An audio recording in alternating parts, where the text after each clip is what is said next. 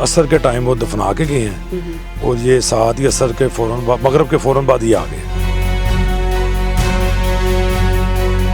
कि ये कब्र डेड बॉडी को बाहर निकाल के खींच रहा था।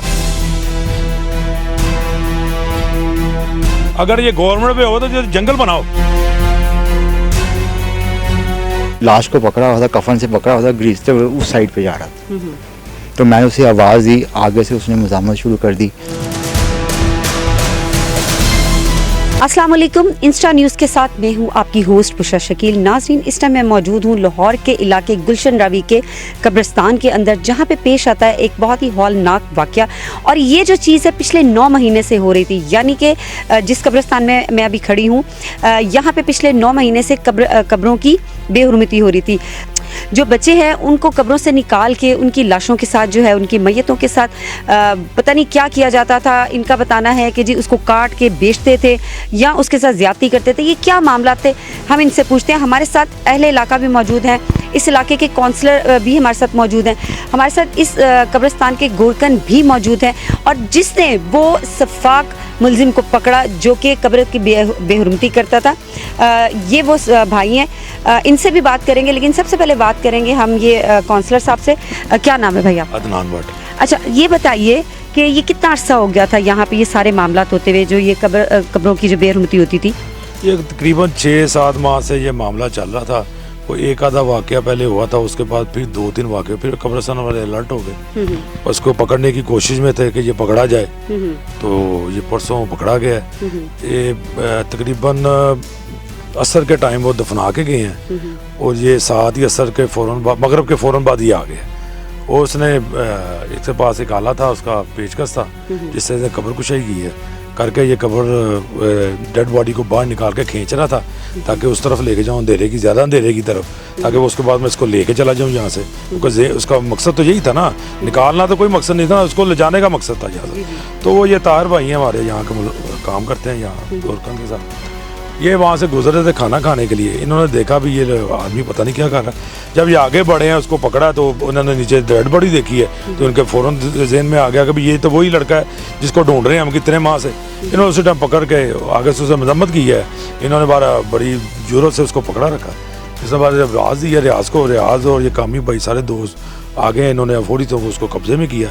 अब आम इकट्ठी हो गई, आपको पता है वहाँ में ऐसा मामला हो तो वहाँ हमारी बहुत ज़्यादा जोशीली हो जाती है। उन्होंने उसको मारा भी, पकड़ के वाम ने मारा भी काफ़ी, लेकिन ये है कि हमने फौरी तौर पर 15 पे कॉल की ताकि इसको पुलिस की हिरासत में दे दें कि यहीं वाम उसको मार ना दे। अगर इसको मारती हैं तो सारा मामला कब्रिस्तान के ऊपर आता है, गोरकन के ऊपर आ जाता है। तो हमने उसी वक्त, कोई रियाज हमारा भाई है क्योंकि इकट्ठे ही खेले खुले हम, तो उसी वक्त फिर SHO को कॉल की है, 15 पे कॉल की है। SHO सांदा थाना मलिक तैमूर उसी टाइम आया, उसने उसको जो ना रिकवर किया, उसको किया तो उसको थाने ले गए। उसके बाद इन्वेस्टिगेशन चल रही है। लेकिन मेरी एक आला काम से ये गुजारिश ज़रूर है कि इसको कड़ी से कड़ी सज़ा दी जाए। ये जो दफात लगाई हैं, ये पता नहीं, मुझे तो इल्म नहीं है क्योंकि मैं तो कानूनदान नहीं हूँ, लेकिन मुझे सुनने में आ रहा है ये बेरुमती की इलाज की ये कल को जब जज के आगे पेश होगा तो जज मेरे ख्याल में इसको पहले ही कह देगा ये तो सही है। तो ये इसको कड़ी से कड़ी सज़ा होनी चाहिए ताकि आगे से कोई ये हरकत करे या आगे से कोई जो भी ग्रोह है आगे से कोई ऐसी हरकत करे तो उसको जो पता होगा ये पनिशमेंट बहुत ज़बरदस्त मुझे मिलेगी, तो उसको बाज आ जाए। मुझे तो ये रिक्वेस्ट है आला काम से। ठीक। अच्छा, आप इलाका के काउंसलर हैं, कभी आपने कोशिश नहीं की है कि आप अपने तौर पे इन चीज़ों की रोकथाम करवाते या कुछ देखते, किसी पुलिस वाले से या किसी से भी कह के यहाँ पे इसकी खोज लगाने की कोशिश करते कि ये किसका काम है?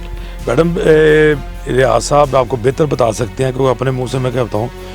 रियाज भाई, मैं रफियाज, कामी भाई, मैं असलम, ये तमाम दोस्त सियासी आदमी मिलके इसके साथ जितनी ये कब्रिस्तान में सफाई इसीलिए करवाते हैं, दोस्त मैं रफियाज भाई इसीलिए सफाई करवाते हैं, दरख्तों को छनाते हैं कि लोग दूर खड़ा हुआ बंदा नजर आए कि भाई ये बंदा कौन खड़ा हुआ है।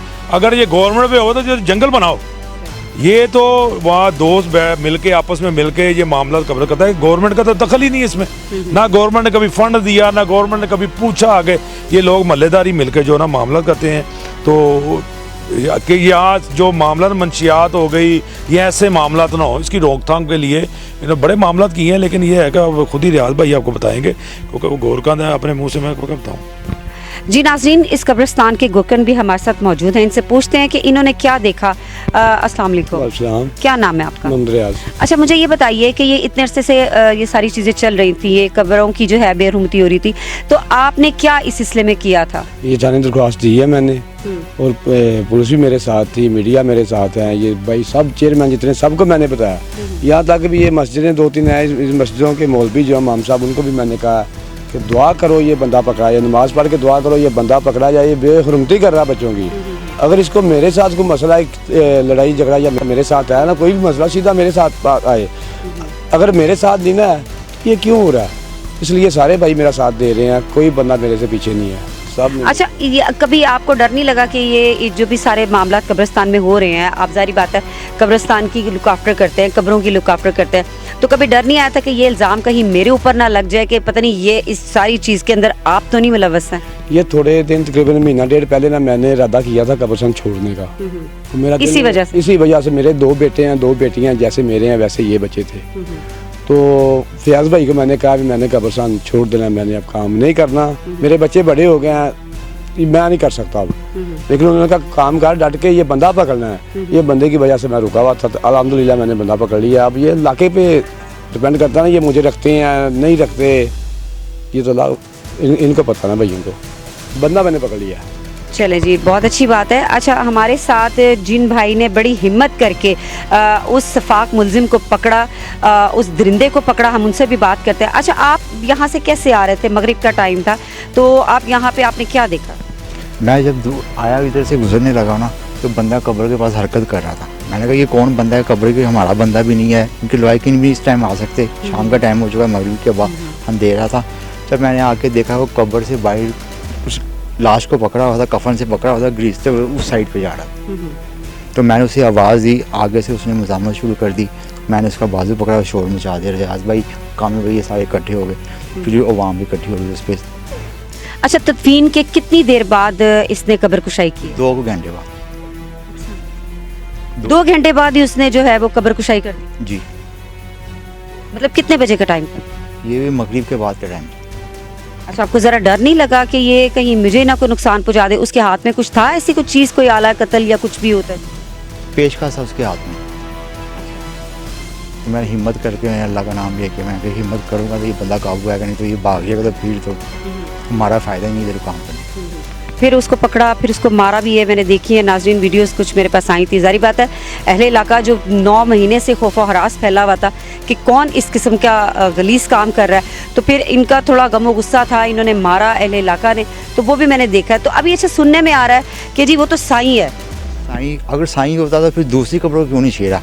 हर आगे लाश को ही छेड़ता है, कब्र को दफनाने के बाद छेड़ता है। साईं ही होता है, किसी तार को क्यों नहीं हाथ लगाया उसने? सारे बातें ठीक कर रहा है, तो वो बच्चे को आगे उसने निकालना है कब्र से, ये कैसा साईं है? मकसद क्या था? मकसद उसका तो ये तो अब अल्लाह ही जानता है, उसका बदफेली का निज़ाम था, या जो भी ग्रोह था, कोई मकसद था तो उसने बाहर निकाला। तो जो पहले यहाँ पे जो 2-3 कब्रों के साथ ऐसे किया, उनके साथ कोई इस तरह का गलत काम किया हुआ था? ये रियाज भाई बता सकते जी, आप बताइए कि उनके साथ ऐसा नहीं किया। मेरे दोस्त हमारे, उनका बच्चा जो पहले निकला ना, वो बच्चा आज तक नहीं मिला। वो बच्चा कहाँ है कहाँ नहीं, अब तो तफ्तीश होगी तो पता चलेगा ना वो बच्चा किधर है। उस बच्चे की वजह से, हाँ जी, इसी खबर, उस बच्चे की वजह से मेरे पे दरख्वास्त भी होने लगी थी, थाने लेके हैं मुझे। 2-3 घंटे हम बैठे हैं, सारे मेरे दोस्त आए, साहब मेरे पीछे गए तो उन्होंने बैठ कर बात ख़त्म की है। इसका क्या गुनाह है? हमने सारा दिन काम करना है, रात को सोना भी है। एक बंदा तो ड्यूटी नहीं कर सकता रात को। 8 किले जगह, बहुत बड़ा कब्रिस्तान है, अंधेरा है, एक बंदा क्या करेगा? तो इनकी ट्रेनिंग जो मैंने की थी ना, बहुत हैवी ट्रेनिंग की कि आपको गोली भी लग जाए, बंदा नहीं जाना चाहिए। पिस्तौल दे के इनको बिठाया मैंने। तो मैं खुद भी साथ हूँ, और 9 महीने की मैं आपको तस्वीर सेंड करूँगा, वो भी आज आप देख लेना, और ये आज की तस्वीर भी आप देख लेना मेरी। 9 महीने पहले मैं क्या था और आज मैं क्या हूँ। टेंशन से और बहुत निज़ाम में ट्रेनिंग जो मैंने खुद की है ना। मैं, मेरे बच्चे सामने बैठे हैं, 2 बेटे हैं मेरे, मैं उनको सामने कह नहीं सकता। मैं अपनी बेटियों के साथ कह सकता। मैं इंसान हूँ, मुसलमान हूँ, 27 साल से ये काम कर रहा हूँ, मैं भी इंसान। मेरी ट्रेनिंग जो है, इनको जो ट्रेनिंग मैंने दी है वही मेरी ट्रेनिंग है। इंशाल्लाह पकड़ा गया ना, वो जैसे ही भाग लेता वो भाग नहीं सकता था, लेकिन वो ऐसा चातर आदमी है, जब हम बैठते वो नहीं आता। 9 माह से बैठे हैं। जी नाजरीन, देखिए 9 महीने ये लोग परेशान रहे, रैकियां करते रहे दरख्तों पे, पूरी पूरी रात इन लोगों ने, अहले इलाका जो है वो बेचारे बैठे रहे कि अभी भी आता है, लेकिन शायद वो महल्लेदार था इनका, तो इस वजह से शायद उसको पता चल जाता था कि ये खड़े, तो उस वक्त उसने कहा कि चलें अभी अच्छा मौका है तो कर ले, लेकिन वो मौका उसके लिए नहीं, इनके लिए अच्छा था। नाज़रीन, इस केस के हवाले से हम अभी मुलजिम के पास भी जाएंगे, उससे भी जाके बात करेंगे कि क्यों इस तरह की गलीज़ हरकतें करता था। तब तक के लिए बुशरा शकील को इजाज़त दीजिए। अल्लाह हाफ़िज़।